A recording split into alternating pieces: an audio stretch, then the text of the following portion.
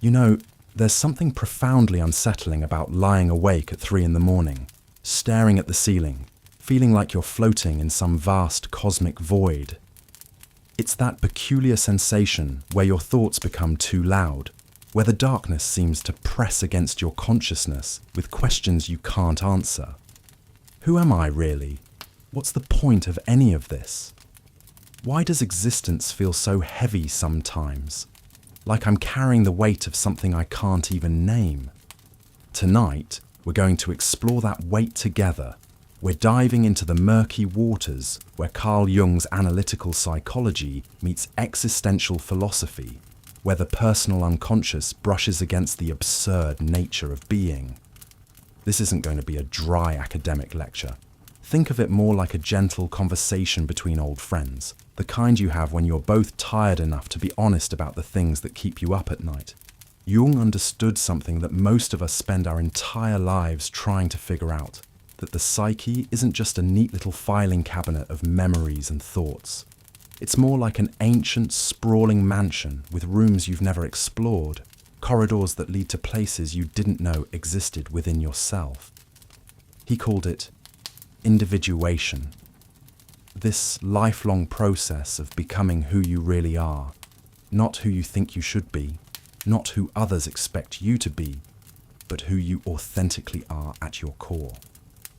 But here's where it gets interesting, and where the existentialists come dancing into the picture with their uncomfortable truths. Sartre, Camus, Kierkegaard, they all understood that this journey toward authentic selfhood isn't a pleasant stroll through a well-manicured garden. It's more like wandering through a foggy forest at night, where every step forward reveals new uncertainties, new questions, new abysses of meaning and meaninglessness. The thing about existential anxiety, what Kierkegaard called the dizziness of freedom, is that it's not really about any specific threat or fear. It's about the fundamental groundlessness of existence itself. It's that moment when you realize that there's no cosmic instruction manual, no predetermined path, no inherent meaning handed down from on high. You are, in Sartre's famous words, condemned to be free, and that freedom is both terrifying and liberating. Jung would have understood this anxiety intimately. His own journey into what he called the night sea journey, that dark period of psychological transformation, where old certainties dissolve and new understanding hasn't yet emerged, mirrors the existential confrontation with the absurd.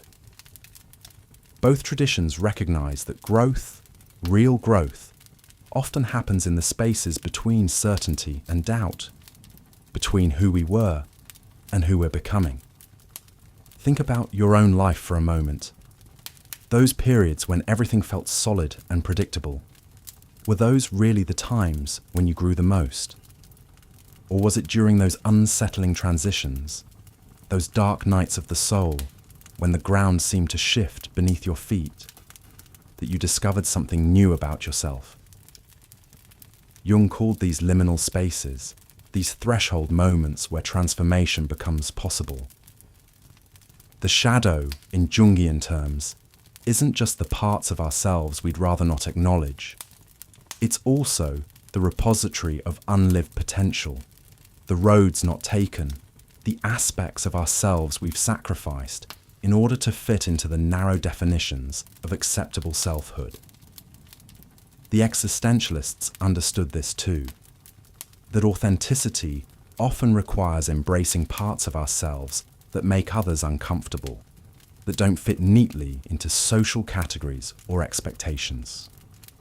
Camus wrote about the absurd hero, the person who fully recognizes the meaninglessness of existence, but chooses to live fully anyway. Sisyphus, eternally pushing his boulder up the mountain, becomes a symbol not of futility, but of human dignity in the face of an indifferent universe. The struggle itself toward the heights is enough to fill a man's heart, Camus tells us. One must imagine Sisyphus happy. This isn't resignation or despair. It's a radical acceptance that allows for genuine engagement with life. when you stop looking for external validation of your worth, when you stop waiting for someone else to give your life meaning, something remarkable happens. You begin to create meaning from the inside out. You become the author of your own story, not just a character in someone else's narrative. Jung's concept of the self, with a capital S, points toward this same recognition. The self isn't the ego, that chattering voice in your head that's constantly worried about how you appear to others.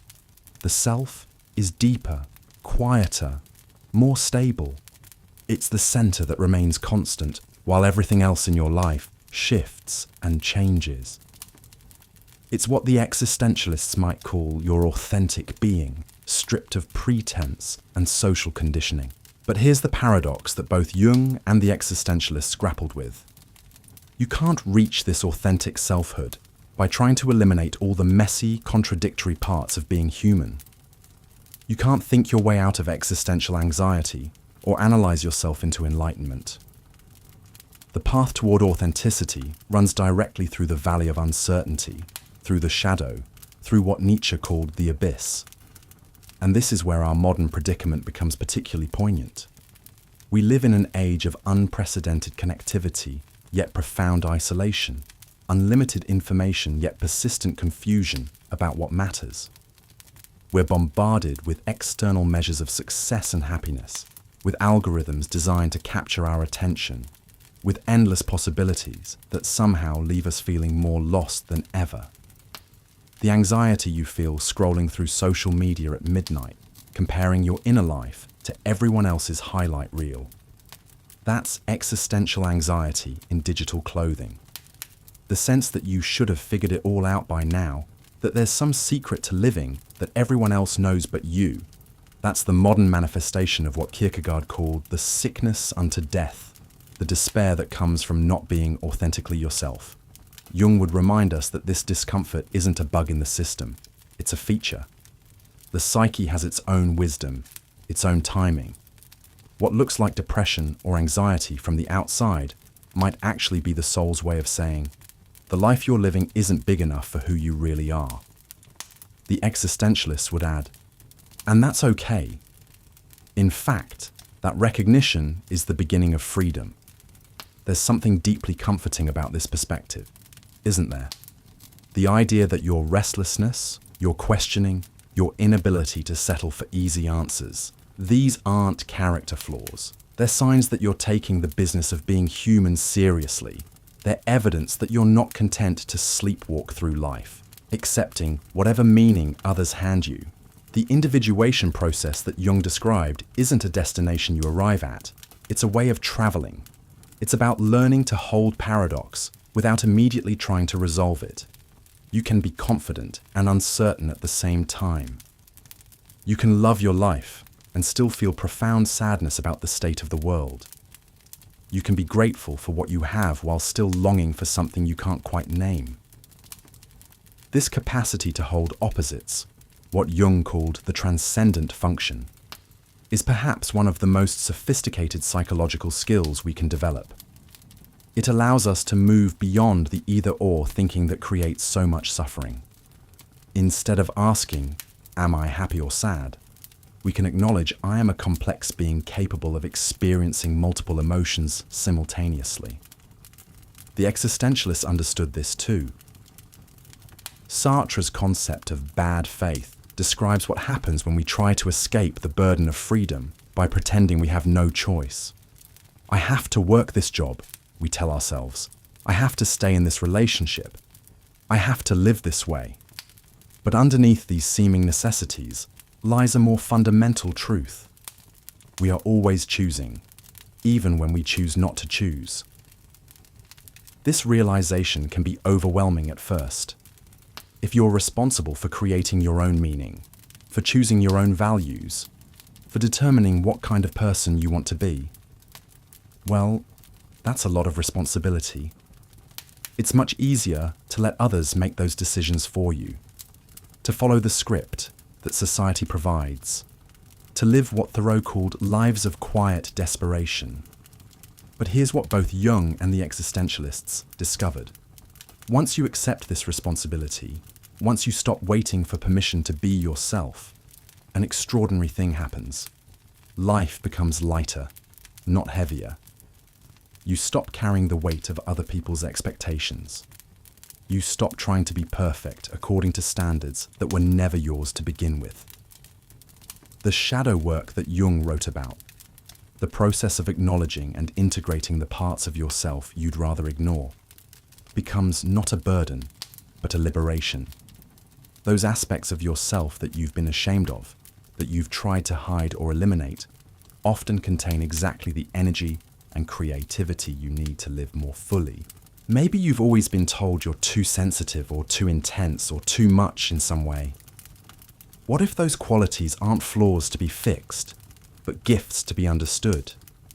What if the very things that make you feel like an outsider are actually your superpowers, waiting to be claimed and integrated?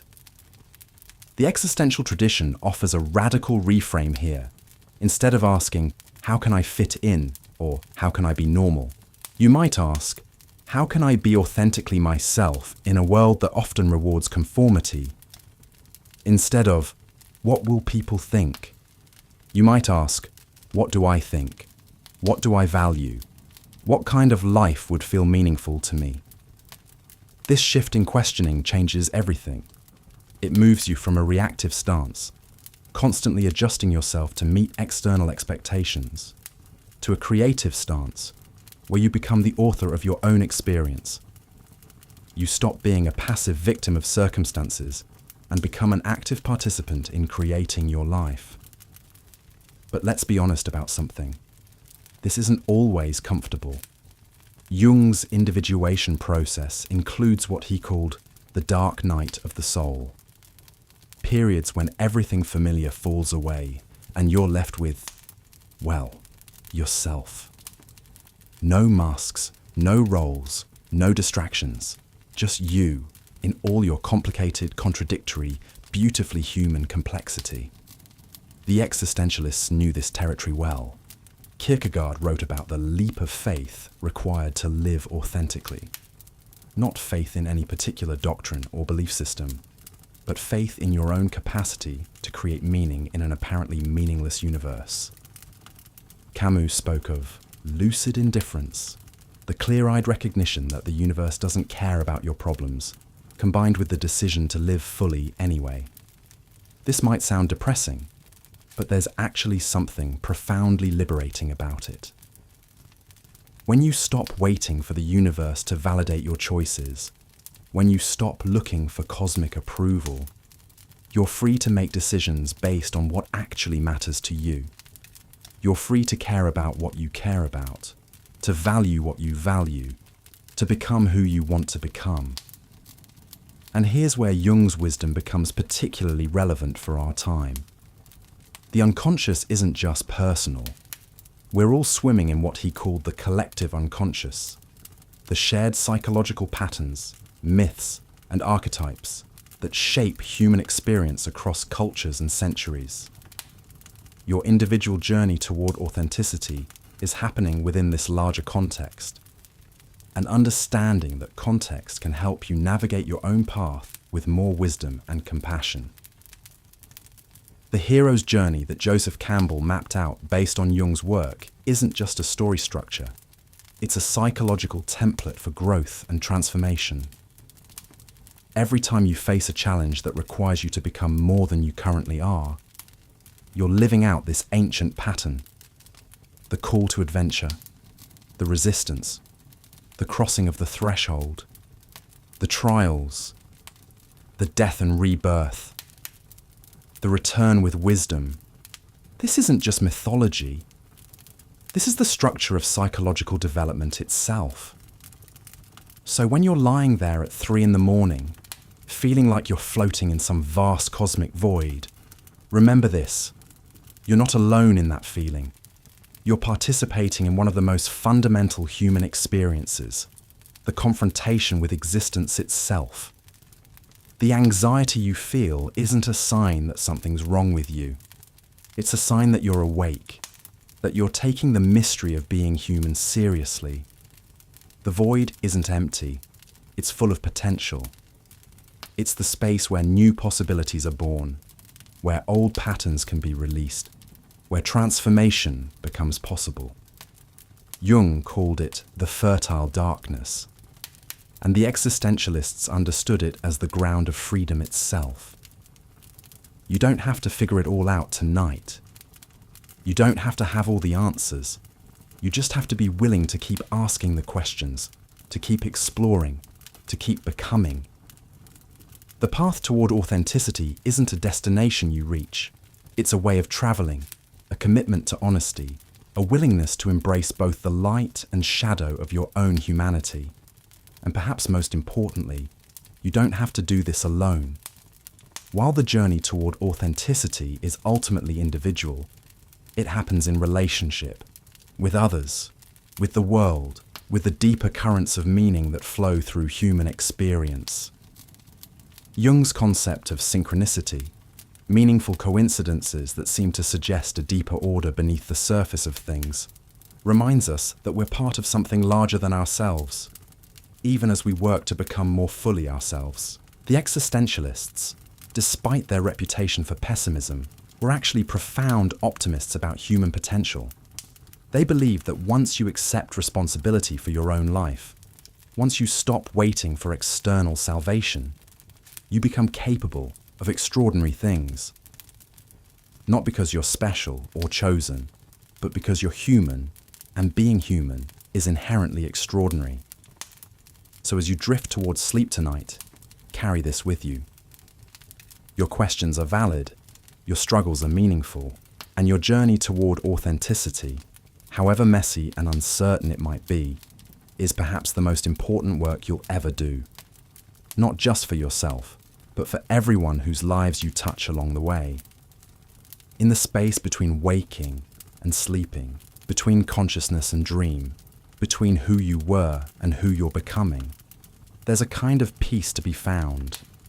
Not the peace of having all the answers, but the peace of being willing to live the questions, to embrace the mystery, to keep becoming human in an infinitely complex and beautiful world. Sweet dreams, fellow traveller. The abyss you're staring into is also staring back with infinite compassion, waiting patiently for you to discover that what you've been seeking outside yourself has been waiting inside all along. In the previous exploration of existential anxiety and the search for authentic selfhood, we discovered how Jung's individuation process and existential philosophy illuminate the path toward genuine being. Now, as we venture deeper into this twilight contemplation, we encounter perhaps the most profound paradox of human existence, the delicate dance between embracing our fundamental aloneness while simultaneously discovering our unbreakable connection to all that is. The great existentialist philosopher Søren Kierkegaard spoke of the leap of faith required to move beyond despair into authentic existence. Yet this leap is not a single dramatic bound, but rather a series of gentle steps taken in the darkness, each one requiring us to trust in something beyond our immediate understanding. In the quiet moments before sleep, when the world's demands fade into whispers, we find ourselves standing at the edge of this very precipice. Jung understood that the journey toward wholeness necessarily involves what he called holding the tension of opposites. This is not merely an intellectual exercise, but a lived experience of allowing contradictory truths to coexist within us.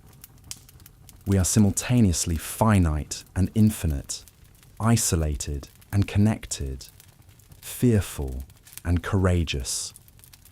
The wisdom lies not in resolving these tensions, but in learning to dance with them, to find the rhythm that allows us to move gracefully between these poles. Consider for a moment the profound solitude that each of us carries. No matter how deeply we love or how intimately we connect with others, there remains an essential core of our being that cannot be fully shared or understood by another. This is not a flaw in the human design, but rather its most beautiful feature. For it is precisely this irreducible uniqueness that makes each of us a universe unto ourselves, carrying mysteries and depths that even we ourselves are still discovering. Yet paradoxically, it is through fully embracing this aloneness that we discover our deepest connections.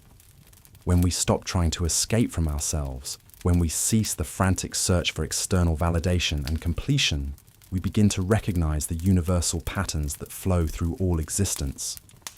The same life force that moves through us moves through every blade of grass, every distant star, every person we encounter on the street. The existentialists called this recognition authentic being with others. It is the capacity to meet another person not from our neediness or projections, but from the fullness of our own being. When we are no longer running from our own depths, we can sit peacefully with the depths of others. When we have made friends with our own darkness, we no longer fear the shadows we encounter in the world. This evening, as consciousness begins its gentle retreat towards sleep, we might reflect on the ways we have been seeking completion outside ourselves. How often do we scroll through endless feeds, seeking in others' lives the excitement or meaning we feel is lacking in our own? How frequently do we busy ourselves with tasks and distractions to avoid the quiet conversation that our soul wishes to have with us? There is profound courage required to turn toward ourselves with genuine curiosity rather than harsh judgment. The existentialist tradition teaches us that anxiety is not a problem to be solved, but a doorway to be entered. It signals those places where we are being called to grow beyond our current understanding, to expand into a more authentic way of being. Jung's concept of the shadow becomes particularly relevant here. Those aspects of ourselves that we have rejected, denied, or hidden away do not disappear. They continue to live within us, often gaining power through our resistance to them. The path of individuation requires that we gradually reclaim these lost parts of ourselves, integrating them into a more complete and honest self-understanding. This integration is not about becoming perfect or eliminating our difficulties. Rather, it is about developing what we might call conscious wholeness, the ability to acknowledge all aspects of our humanity without being overwhelmed by them.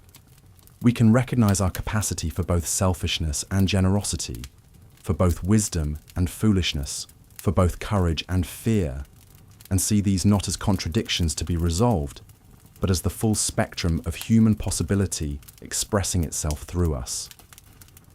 As we rest in this understanding, we begin to discover what the mystics have always known, that at the deepest level, there is no separation between self and world, between individual and cosmos. The boundaries we think are so solid begin to reveal themselves as temporary constructions, useful for navigating daily life, but not ultimately real. This recognition brings with it a profound sense of relief. The burden of having to figure everything out, to have all the answers, to be someone other than who we are, begins to lift. We start to see that our very struggles and uncertainties are not obstacles to overcome, but expressions of the life force itself, moving through us in its endless creativity.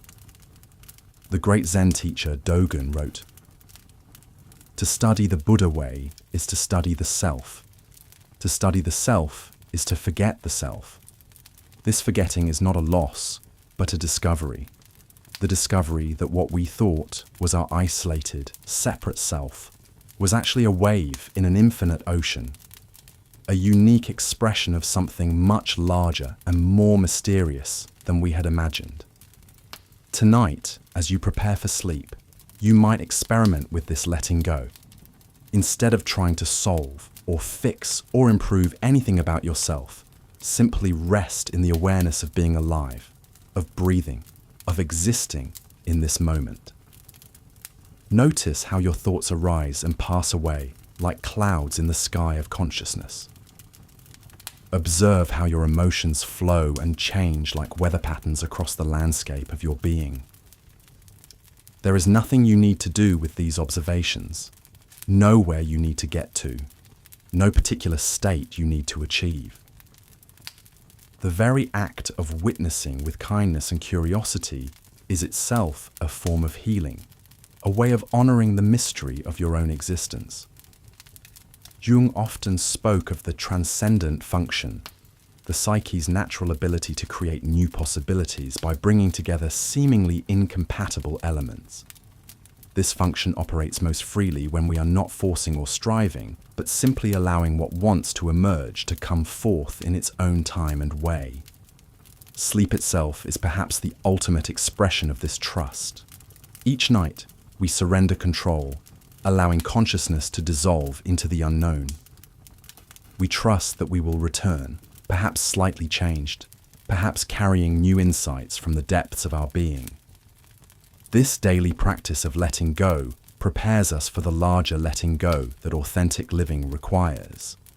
In the space between waking and sleeping, between knowing and not knowing, between being someone and being no one in particular, we touch something essential. Here, in this liminal space, the artificial divisions between self and other, between problem and solution, between question and answer, begin to soften. The existential tradition reminds us that we are thrown into existence without our choosing, without a manual or map to guide us. Yet this apparent disadvantage contains within it the seed of our greatest freedom. Because we did not choose the circumstances of our birth, we are free to choose how we respond to them. Because we cannot know the outcome of our choices, we are free to choose based on what feels most authentic in this moment. This freedom is both exhilarating and terrifying. It means we cannot blame our past for our present choices, nor can we guarantee the success of our future plans. We are suspended in the eternal now, called to respond to life as it presents itself moment by moment, with whatever wisdom and courage we can muster. As you drift towards sleep tonight, carry with you this sense of your own profound freedom and responsibility. You are the author of your response to life, even when you cannot control life's circumstances. In your very willingness to be present to your experience, whatever it may contain, you are already living authentically. The great gift of the Jungian and existentialist perspectives is that they return us to ourselves, not as problems to be solved, but as mysteries to be lived.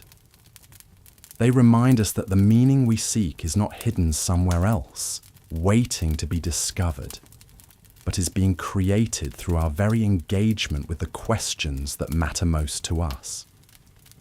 In the darkness that surrounds you now, remember that you carry your own light. Not a light that eliminates all shadows, but one that reveals the beauty and depth that can only be seen when we are willing to embrace both the brightness and the darkness of being human.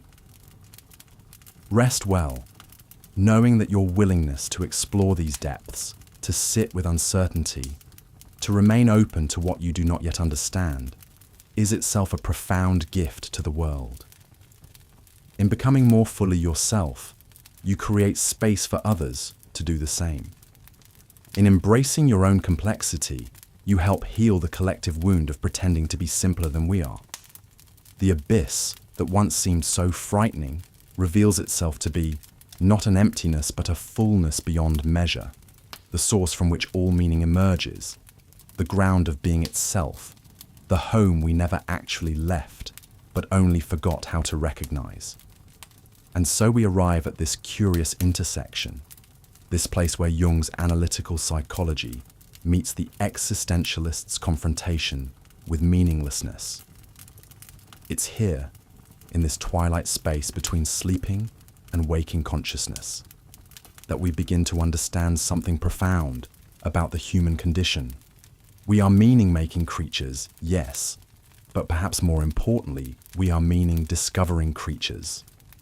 Jung spoke often of the transcendent function, that bridge between conscious and unconscious material that allows for psychological growth. It's not unlike what the existentialists called the leap of faith, though Jung's version is less dramatic, more organic. It happens in those quiet moments when we're not trying so hard, when we allow ourselves to simply be present with whatever arises. Consider this. Every night when you fall asleep, you're performing a small act of existential courage. You're surrendering control, letting go of the day's certainties, and trusting in a process you don't fully understand. Sleep itself is a kind of practice in accepting the unknown, in finding comfort within uncertainty. The shadow that Jung described, those aspects of ourselves we'd rather not acknowledge, becomes less frightening when viewed through an existentialist lens. If there is no predetermined essence to human nature, then even our darkest impulses are simply raw material for self-creation. The shadow isn't something to be conquered but integrated, not denied but acknowledged as part of the complex symphony of human experience. This integration happens slowly, often in dreams, in those liminal states where the usual boundaries dissolve. You might find yourself dreaming of situations that feel strange yet familiar, meeting versions of yourself you don't quite recognize, but somehow know intimately. These aren't random neurological firings, but meaningful encounters with the unlived aspects of your life. The existentialists understood that anxiety, that fundamental unease about existence, isn't a problem to be solved, but a signal to be honored. It points toward what matters, toward the choices that will define who we become. Jung saw this same anxiety as the psyche's way of demanding growth, pushing us beyond the comfortable confines of our established identity. In this gentle space between day and night, we can hold both perspectives without contradiction. Yes, existence might be fundamentally uncertain, even absurd at times. And yes, there are deep patterns within the psyche that seem to transcend individual experience. These aren't opposing truths, but complementary ones, like two hands working together to shape clay. The individuation process that Jung described isn't a destination, but a way of traveling. Each dream, each moment of reflection, each small choice to be more authentically yourself is part of this ongoing journey. And the existentialist emphasis on freedom and responsibility doesn't make this journey more burdensome, but more alive, more genuinely yours. Perhaps what both traditions point toward is this: meaning isn't something we find lying around in the world, waiting to be discovered like a lost coin. Nor is it something we impose on reality through sheer force of will. Instead, meaning emerges in the relationship between self and world, in the ongoing dialogue between what we are and what we might become. This is why the metaphor of the abyss is so powerful. It's not just a void to be feared, but a space of infinite possibility. When we stand at the edge of what we know, looking into the unknown, we're not confronting emptiness, but potential. Every ending contains the seeds of new beginning. Every dissolution makes space for fresh emergence. The therapeutic process, whether in a Jungian analyst's office or in the quiet contemplation of existential questions, is really about learning to be comfortable with this not knowing. It's about developing what Keats called negative capability, the ability to remain in uncertainty and doubt without irritably reaching after fact and reason. As you settle deeper into rest tonight, you might notice how sleep itself demonstrates this principle. You can't force sleep to come, can't will yourself into dreams. You can only create the conditions and then let go, trusting in processes larger than your conscious mind. This surrender isn't defeat, but wisdom, not passivity, but a different kind of action. The collective unconscious that Jung described, those deep patterns and images shared across humanity, becomes more accessible in these liminal states. You might find yourself dreaming in symbols that feel ancient yet personal, encountering archetypes that speak to something timeless within your individual story. And here's where the existentialist insight becomes crucial. Even these deep patterns don't determine your choices. They inform them, enrich them, provide a kind of cosmic context. But the decision of how to live remains yours. You are both connected to something larger than yourself, and irreducibly individual, both part of the human story and the author of your own chapter. This is perhaps the deepest teaching of both traditions, that authentic living requires holding paradox without resolving it. We are finite beings with infinite longings, mortal creatures touched by something eternal, individual selves embedded in vast networks of relationship and meaning. The abyss, when approached with this kind of understanding, transforms from threat to invitation. It becomes the space where new possibilities are born, where the rigid structures of ego can soften enough to allow for genuine growth. Not the growth that comes from adding more to what we already are, but the growth that comes from becoming more truly who we have always been. In dreams tonight, you might find yourself in places that feel both strange and familiar, meeting people who seem to know you better than you know yourself. These aren't random encounters, but meaningful exchanges with the depths of your own being. Conversations with the parts of yourself that speak in symbol and metaphor rather than logic and analysis. The shadow, the anima or animus, the wise old man or woman, the child, the hero, the fool. These archetypal figures that populate our inner landscape aren't museum pieces from humanity's past, but living energies that continue to shape our present. They appear in dreams, in relationships, in the choices we make, and the stories we tell ourselves about who we are. But remember, even as you encounter these deeper patterns, you remain free to choose how to respond to them. This is where Jung's psychology and existential philosophy meet most beautifully. In the recognition that consciousness itself is a creative act, that awareness is always awareness of possibility, not just of what is, but of what might be. The process of individuation isn't about becoming someone different, but about becoming more fully yourself, more completely who you have always been beneath the layers of conditioning and expectation. It's about learning to listen to the quiet voice within that knows things your thinking mind hasn't figured out yet. And this listening happens best in stillness, in those quiet moments when the day's urgencies fade and something deeper can emerge. Sleep is nature's way of providing this space, this opportunity for the unconscious to speak without the interference of daytime consciousness. As the night deepens around you, allow yourself to sink into this trust, this faith in processes beyond your control. You don't need to understand everything, don't need to have all the answers. Sometimes the most profound wisdom comes in admitting what we don't know, in opening ourselves to mystery rather than trying to solve it. The abyss is not your enemy, but your teacher. Not a problem to be solved, but a depth to be explored. In its darkness, new light is always being born. In its silence, new songs are always beginning. In its emptiness, new fullness is always emerging.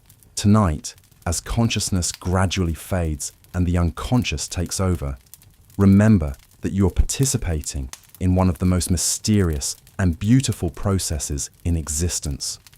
You are becoming, always becoming, never finished, never complete, always growing into the fullness of who you are meant to be.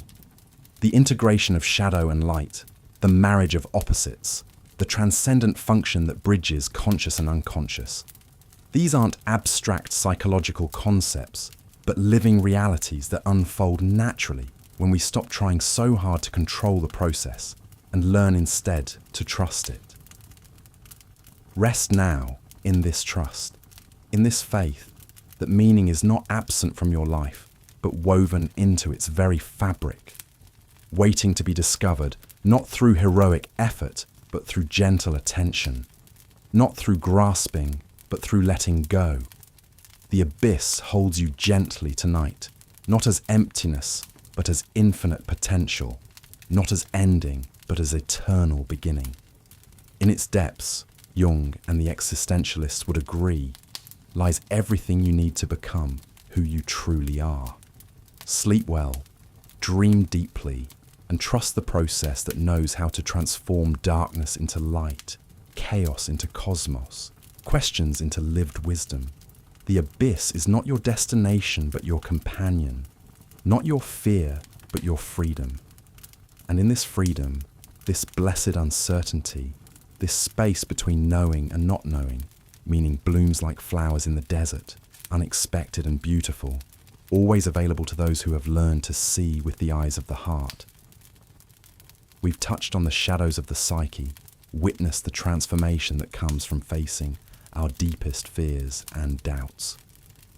Now, as we continue this contemplative journey, we arrive at perhaps the most profound realization of all. The recognition that meaning isn't something we discover lying dormant in the world, waiting to be found like a hidden treasure. Instead, meaning is something we actively create through our engagement with existence itself. Jung understood this fundamental truth. He saw that the psyche isn't merely a passive receiver of external stimuli, but an active participant in the construction of reality. When we integrate our shadow, when we dialogue with our unconscious, when we embrace the totality of who we are, we're not just healing ourselves, we're participating in the ongoing creation of meaning. The existentialists too grasped this essential insight. Sartre spoke of being condemned to be free, recognizing that this freedom, while sometimes terrifying, is also the source of our creative power. We are meaning-making creatures, constantly authoring our own existence through every choice, every response, every moment of conscious engagement with the world. This is where Jung and existentialism converge most beautifully. Both traditions recognize that authentic living requires us to take responsibility, not just for our actions, but for the very meaning we bring to our experience. We cannot wait for meaning to be handed to us by external authorities, whether they be religious institutions, political ideologies, or cultural traditions. While these may provide valuable frameworks, the ultimate responsibility for creating meaningful existence rests with us. Think about those moments in your life when you felt most alive, most authentic, most connected to something larger than yourself. These weren't necessarily moments of pure happiness or success. Often, they were moments of deep engagement, when you were fully present to whatever was unfolding, whether beautiful or difficult. In these moments, you weren't consuming meaning from the outside. You were creating it through your very presence, your attention, your willingness to be fully engaged with life as it presented itself. This is what Jung meant when he spoke of individuation as a lifelong process. We don't achieve some final state of self-realization and then rest in that accomplishment. Instead, we continuously engage in the creative work of becoming ourselves, of making meaning from the raw materials of our experience. Every dream we remember and explore, every shadow element we integrate, every moment of genuine encounter with another person becomes part of this ongoing creative process. The collective unconscious in this light isn't just a repository of ancient patterns and archetypal energies. It's also a living, dynamic field of creative potential that we participate in through our individual work of meaning-making. When we do the work of psychological integration, we're not just healing our personal wounds, we're contributing to the healing and evolution of the collective human psyche. This understanding transforms our relationship to suffering and difficulty. Instead of seeing challenges as obstacles to overcome or problems to solve, we can begin to recognize them as invitations to deeper engagement, opportunities to create meaning through our response. The existentialist emphasis on authentic choice becomes not a burden but a gift, a recognition of our fundamental creative power. The paradox of meaning-making is that it requires both tremendous courage and profound humility. Courage because we must be willing to step into uncertainty, to make choices without guarantees, to engage with life even when we can't predict the outcomes.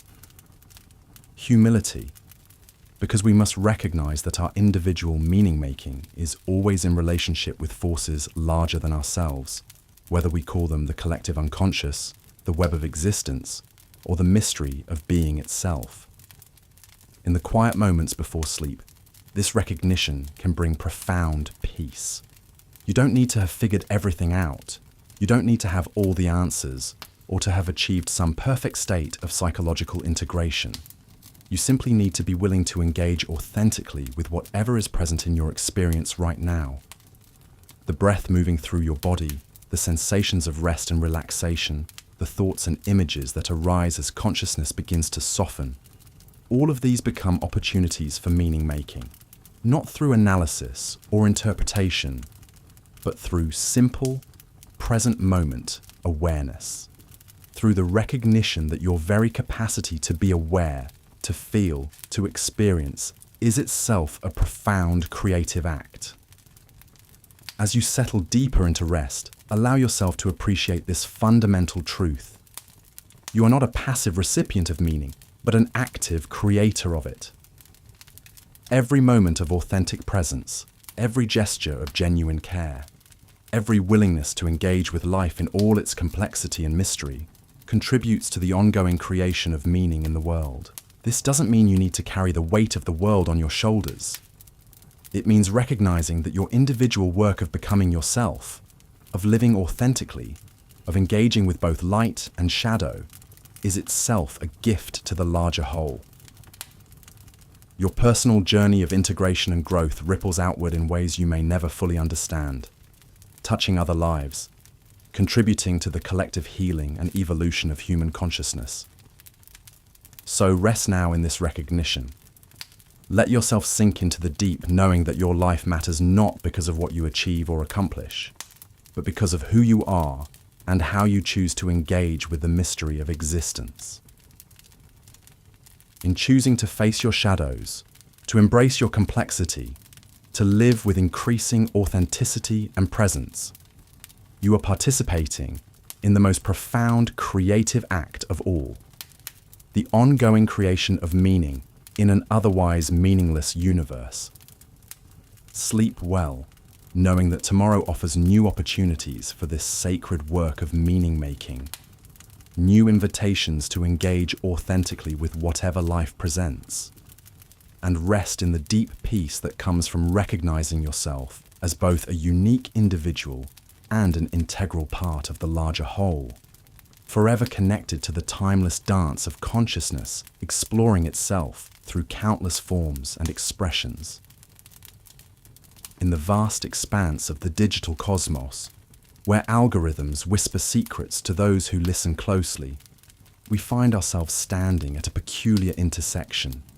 Tonight, as we drift into the realm of sleep, we explore not ancient pyramids or forgotten civilizations, but something equally mysterious, the art of crafting words that dance across screens and capture minds.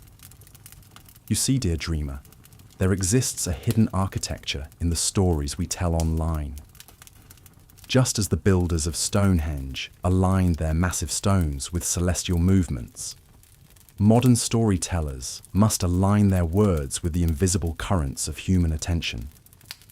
This is not mere coincidence, but rather a testament to the eternal nature of narrative structure. The ancient Greeks understood something profound about storytelling.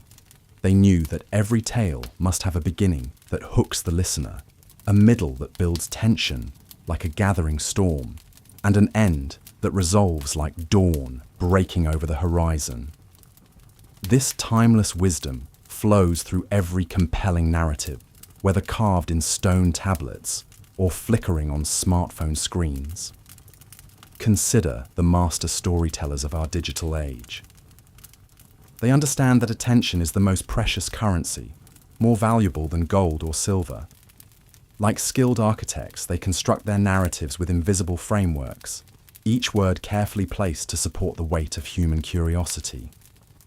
They know that the first few seconds are crucial, for in our modern world of endless choices, the mind wanders quickly, if not immediately captivated. These digital scribes employ techniques as old as language itself. They open loops of curiosity, much like a storyteller around an ancient campfire who begins with, "Let me tell you about the night the stars fell from the sky." They understand that the human mind craves completion, that once a question is posed, we cannot rest until we find the answer.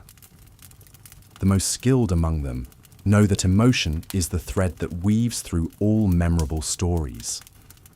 They make us laugh, they make us wonder, they stir something deep within us that connects to our most fundamental experiences.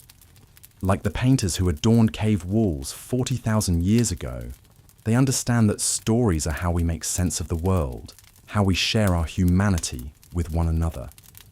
But here's where the ancient wisdom meets modern innovation. These storytellers must also understand the invisible machinery that determines which stories are heard and which fade into digital silence. They must craft their tales not just for human hearts, but for the algorithms that serve as gatekeepers to vast audiences. It's a delicate dance, balancing authentic expression with the technical requirements of platforms designed to maximize engagement. The most successful creators understand that behind every view, every click, every moment of attention, there is a real person seeking connection, understanding, or simply a brief escape from the weight of their day. They write not just for metrics or viral success, but for that fundamental human need to feel less alone in the world. As we drift deeper into sleep tonight, consider this. The art of capturing attention through words is as old as humanity itself. From the first stories told around flickering fires to the carefully crafted videos that illuminate our screens today, we have always sought to share our experiences, our wisdom, our dreams with one another. The structure remains the same across millennia. Begin with something that sparks curiosity, build toward a moment of revelation or understanding, and conclude in a way that satisfies while leaving room for reflection. Whether etched in stone or encoded in pixels, the best stories follow this ancient rhythm.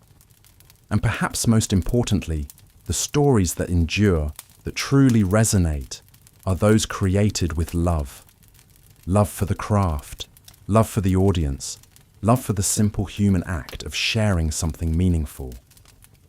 No amount of technical optimization can replace the authentic desire to connect, to help, to entertain, or to inspire. So as you rest tonight, let your dreams be filled with stories yet to be told, words yet to be written, connections yet to be made.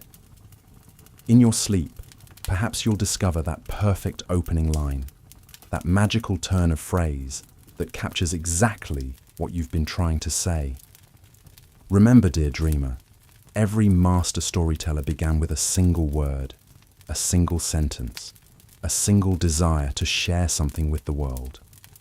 The tools may evolve, the platforms may change, but the fundamental human need for connection through story remains as constant as the stars.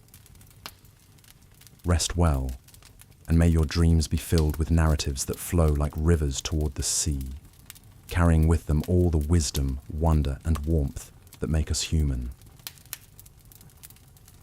In our exploration of Jung, existentialism, and the profound quest for meaning, we arrive at our final contemplation together. As you settle into the gentle embrace of sleep, let us consider how these philosophical streams converge into a unified understanding of what it means to be truly alive in an uncertain world. The journey we've taken through the landscape of Jung's individuation process and existential philosophy has revealed something remarkable. That meaning is not a destination to be reached, but a continuous act of creation. Each day we wake, we face the fundamental choice that existentialists celebrate and Jung understood deeply, the choice to become who we are meant to be, to integrate our shadows with our light, and to create meaning through the very act of living authentically. The abyss that existentialists speak of, that void of predetermined meaning, is not something to fear, but something to embrace. It is the canvas upon which we paint our lives. Jung's concept of the shadow teaches us that this darkness contains not just our fears and rejected aspects, but also our unrealized potential. When we learn to hold both the light and the shadow without trying to resolve the tension between them, we discover a profound wholeness. The collective unconscious that Jung described connects us all in ways that transcend individual experience. The archetypes that emerge from this shared psychic foundation remind us that while we each must walk our own path toward individuation, we are never truly alone. The hero's journey, the wise old man, the great mother, these patterns live within us all, providing a sense of continuity and connection across time and culture. Existentialism's emphasis on radical responsibility becomes less burdensome when viewed through Jung's lens of the self.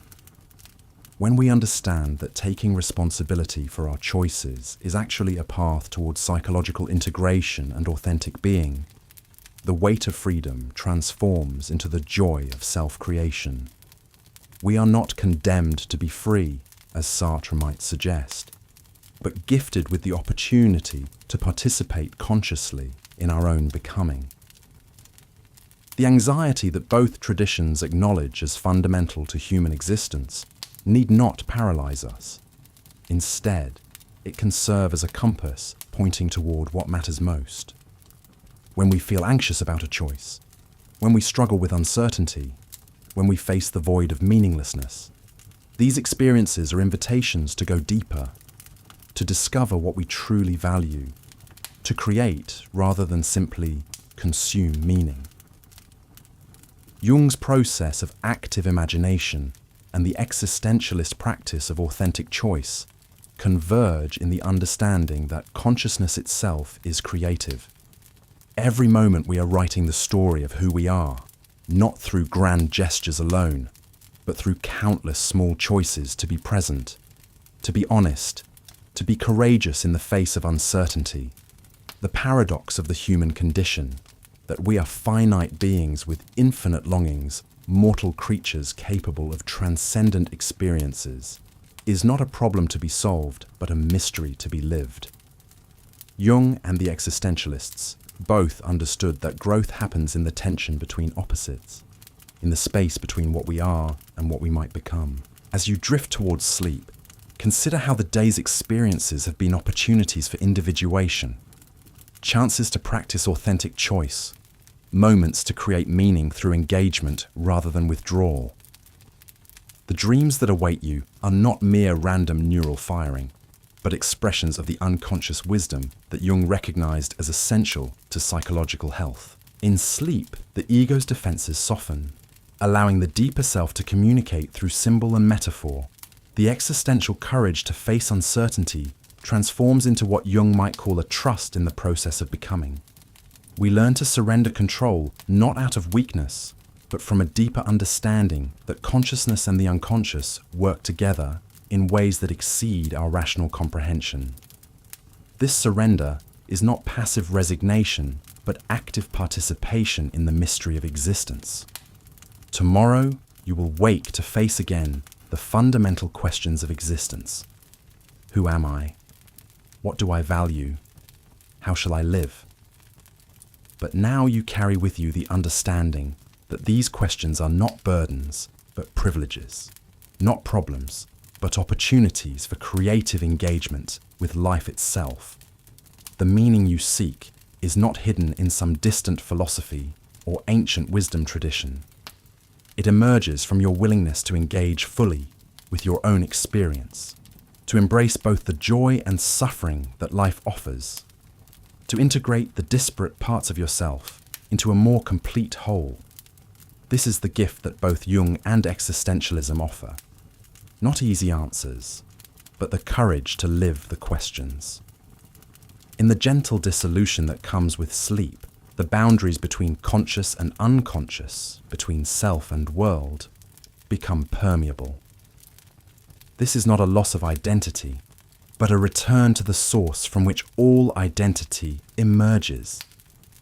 Rest now in the knowledge that your journey toward wholeness continues even in sleep, that the work of becoming who you are meant to be is supported by forces both within and beyond your conscious understanding. The abyss is not empty, it is full of potential. The uncertainty is not a lack, it is an invitation. The responsibility is not a burden, it is a gift. Sleep well, knowing that in embracing the mystery of existence, you have found the deepest meaning of all, the meaning that comes from being fully, authentically, courageously alive. If you're still here watching, or maybe just listening, eyes closed, letting your thoughts wander, I want you to know you're exactly where you need to be right now. There's nothing more you need to do. There's nowhere else you have to go. For just these few minutes, this space is yours. A safe place where you can simply exist exactly as you are. As Carl Jung once wrote, "Who looks outside dreams, who looks inside awakes." And here you are, standing at the threshold of the abyss, that deep, quiet space within you where your thoughts, memories and dreams drift like stars across an endless night sky. Take a moment now to breathe. Breathe in slowly through your nose, hold it for just a heartbeat, and exhale gently through your mouth. Feel your shoulders relax just a little more with each breath. Feel your jaw unclench. Let your hands rest softly in your lap or by your sides. If your mind wanders, and it will because that's what minds do, just notice it. There's no right or wrong way to feel, no right or wrong way to think. All your thoughts, no matter how strange or fleeting, are welcome here. Picture yourself sitting at the edge of a timeless ruin, ancient stone worn smooth by centuries of wind and rain. The stars above are brighter than you've ever seen them, shimmering like secrets you've known all along. You feel the cool stone beneath you, grounding you to this moment. Somewhere deep inside, your shadows, those parts of you you've hidden away, sit quietly beside you, not judging, not demanding, just existing with you. Together you stare into the abyss, not as something to fear, but as something to understand, something to accept. Every thought, every worry you've carried today can drift into this starry night. Each exhale releases it, like letting go of a heavy stone you no longer need to hold. Let it sink into the darkness, far from you, far from your body.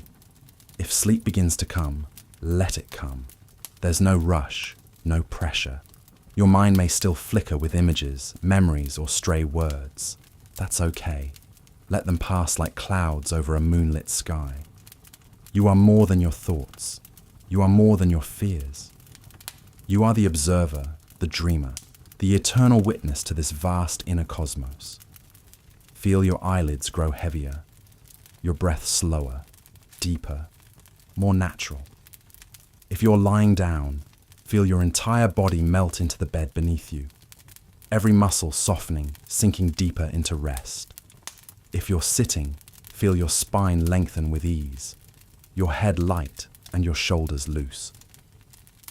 The questions will always be there. Who am I? Why am I here? But for now, there is no answer you need to find.